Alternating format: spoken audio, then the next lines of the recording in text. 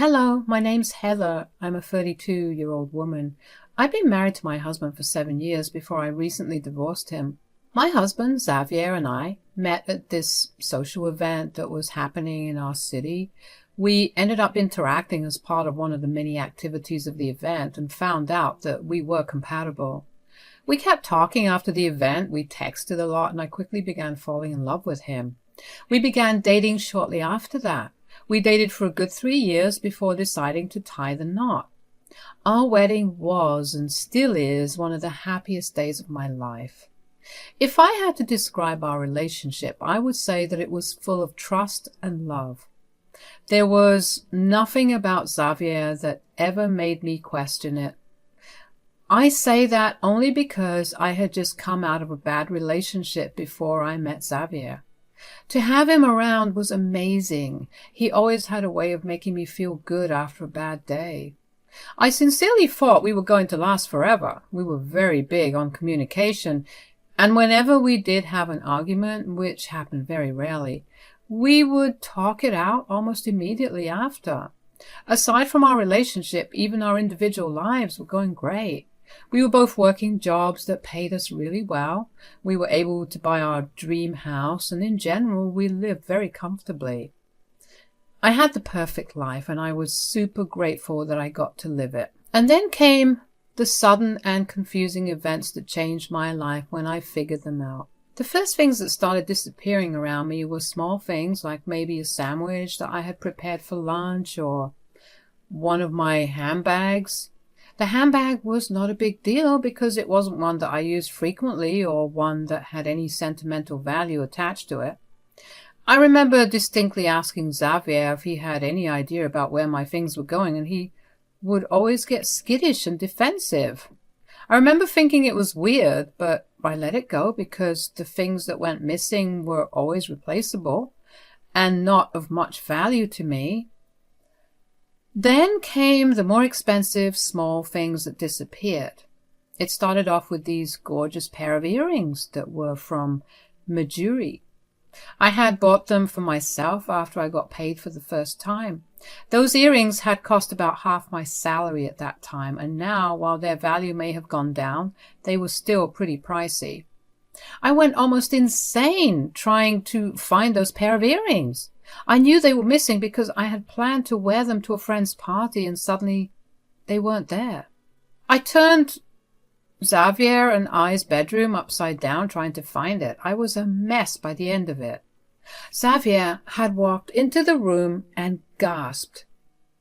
"What happened here?" "I'm sorry, but oh my God, babe, are you okay?" There were these really pretty pair of earrings that I had bought for myself a long time ago that I can't seem to find. "Is it not in your jewelry box?" "If it was, would I have turned this room into the aftermath of a tornado?" "Okay." "Sorry, I'm just really sad and upset with myself for not being more careful about them." "Look, why don't we get going to the party right now, but when we get back we'll search for them again. Put on another pair of earrings for now." "I don't think we'll find them. I've looked everywhere." "Maybe they're somewhere else. We'll look for it all over the house, even in the places that don't make sense." "Yeah, okay. I don't have any hope, but it wouldn't hurt to try." "That's my girl. Now let's clean this up a little and get going." The thought of even asking Xavier if he had seen my pair of earrings had never crossed my mind at that time, because I just didn't see why he would have seen it or taken it anywhere. We searched for those pairs of earrings for the next 3 days. We turned the whole house upside down and we found nothing. I cried and cried that I had lost them. It felt like I had lost an important signifier of my accomplishments. Xavier held me and comforted me. Eventually, I managed to get over the feeling of loss that I had. I kept a watchful eye over my things after the incident, though. I couldn't risk losing any more important things. However, I still began to lose my things, especially my expensive jewelry. I felt like I was genuinely going insane because how could my own jewelry go missing in my own house when no one ever came over? The more I thought about how my things were going missing, the more one doubt began to grow. What if Xavier was stealing from me? but I couldn't think of even one reason for him to do such a thing. I kept thinking about his behavior since my things started going missing too. He was evasive at first, but then he turned to comforting me. But as more and more things began disappearing, the more distant he got. He'd see me panicking or even upset about my missing stuff, and he would just ignore me. I tried my best to ignore my growing suspicions, but I just couldn't. So one day, while he had gone out of the house to run some errands, I decided to go through his stuff. I went through his wallet, his clothes, and even his laptop, but I found nothing. I felt a little relief, but the nagging feeling that Xavier was involved still didn't go. I was relieved that I didn't find anything, because I didn't know how I would have reacted if I did find something.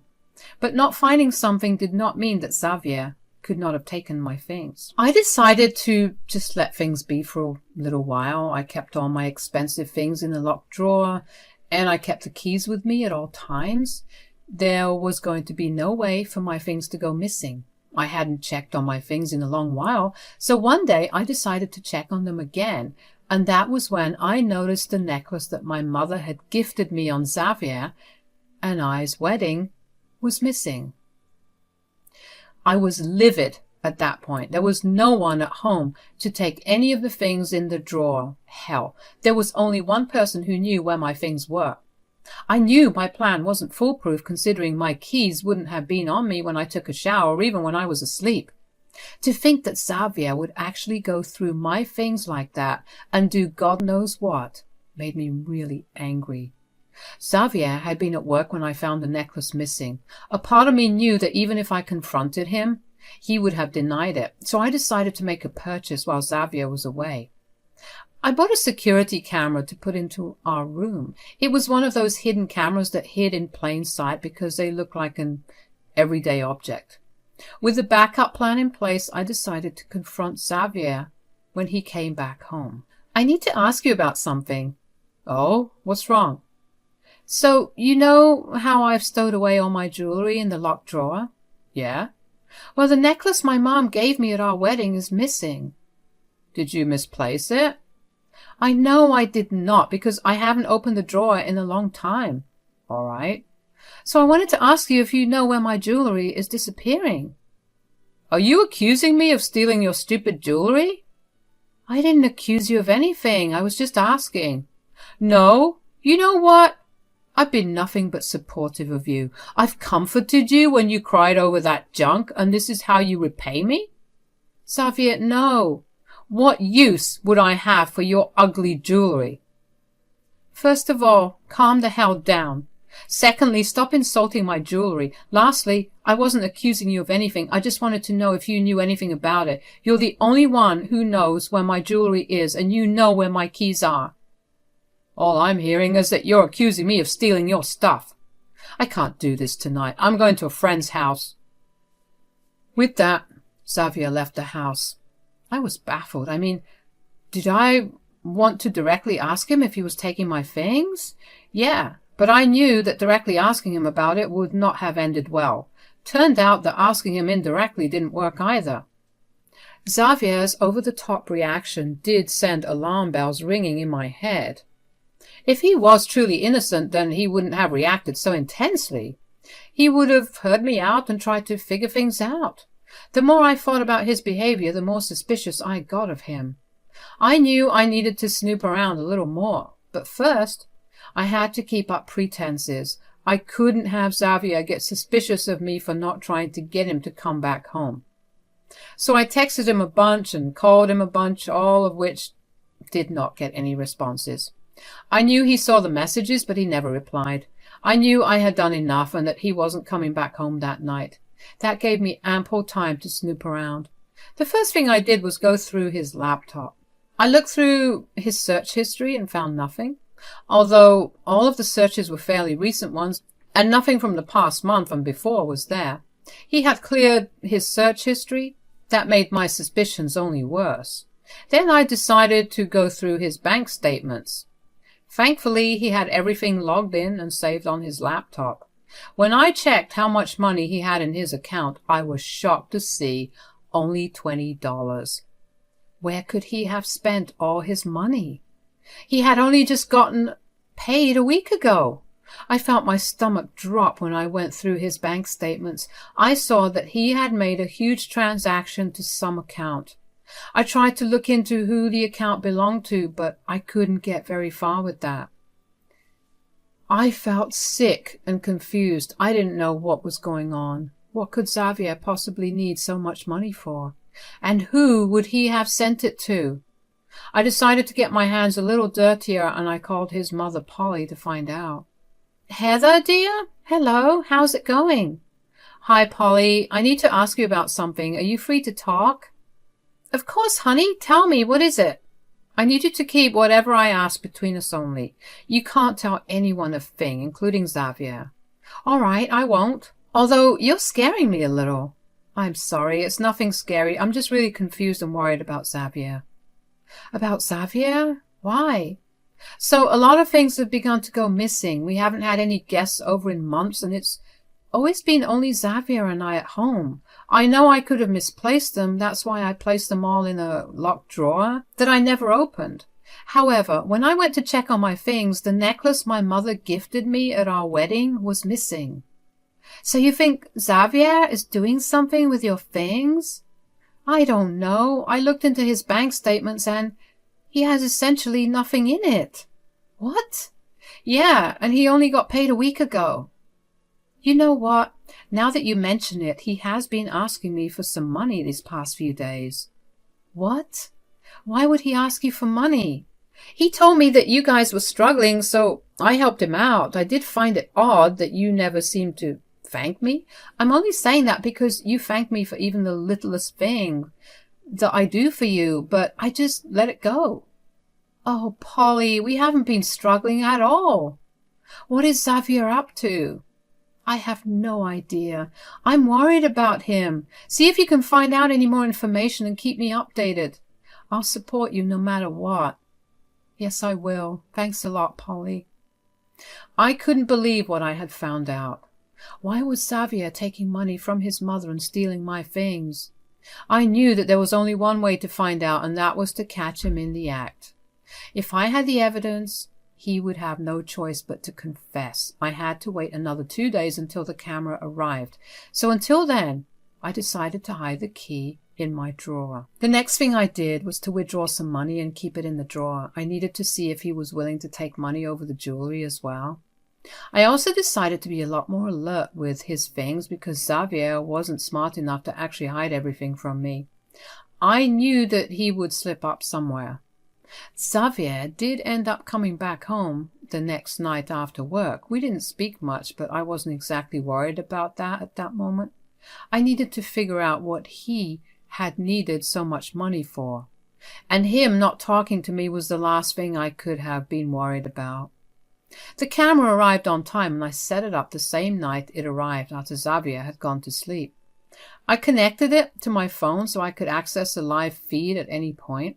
I also made sure to keep it recording at all times because I would have needed proof if I did catch something. I only had to wait another day before I got all my proof. The next day, while I was at work, I got a notification of movement in the room. I watched the live footage and watched Xavier enter the room. He was supposed to be at work and he only got an hour-long break. We lived 45 minutes away from his workplace, so there was no way he could go back in time, not to mention it wasn't even his lunchtime. I watched him curiously as he began to look around the room for something. Finally, he located my hiding place for the keys. He took it and quickly opened the drawer. I watched as his face shifted from confusion to awe as he saw the stack of money in the drawer. He looked around as if expecting me to show up all of a sudden before grabbing the cash and the most expensive Cartier bracelet from my drawer. Of course, I was panicking, but at the same time I was furious. So he had been the one that was doing it. I was disgusted by how he had been so quick to comfort me when he had been the reason I was crying to begin with. I knew at that moment that I didn't want to be with him any longer, and that I was going to get back at him for what he took from me and put me through. The first thing I did was to send Polly the video. It took less than 15 minutes for her to call me. Oh my God, what is he doing? I would also love to know. I'm so frustrated and furious at what I watched. You need to figure out what he's doing with the money and jewelry. At the same time, you need to get the police involved so you can at least get compensated for it. Are you sure you're okay with me calling the cops on him? Of course! He's my son, but he's also doing something wrong. He needs to be held accountable for what he's doing. If that means getting arrested, then so be it. All right, I'll get the cops involved, but before that, I'll go back home and I'll see what more I can find out about it. I really am sorry that Xavier has been stealing from you, though. You have nothing to apologize for. You're right. Xavier is an adult who's responsible for his own actions. You have no reason to apologize for him. I was honestly amazed by how Polly was the one who suggested getting the police involved. It must have taken a lot of courage for her to do that. I clocked out of work way earlier than I usually do and headed back home. When I got there, I decided to go through everything that was Xavier's. At first, I didn't find anything. That made me really frustrated because I knew that Xavier wasn't that smart to cover all his tracks. I know I'm being mean, but seriously. The man was stealing from me even after I had already discovered that my stuff was going missing.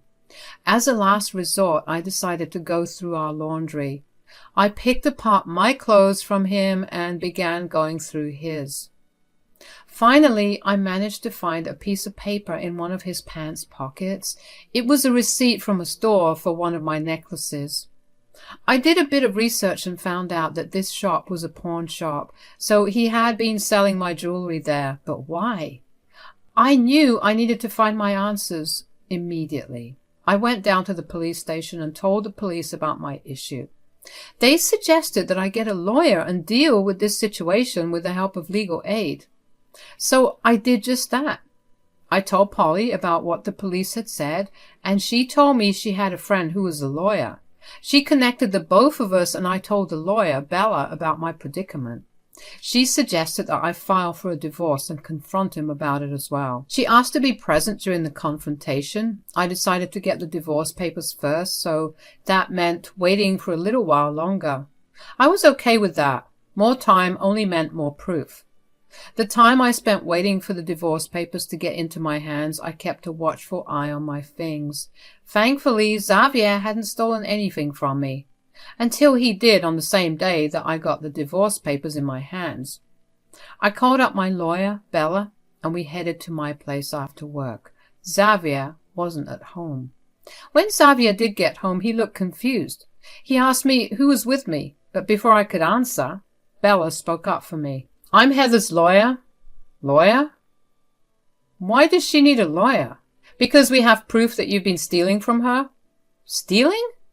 Heather, is this about your stupid jewelry? Yes, it is about her jewelry and money that has been stolen.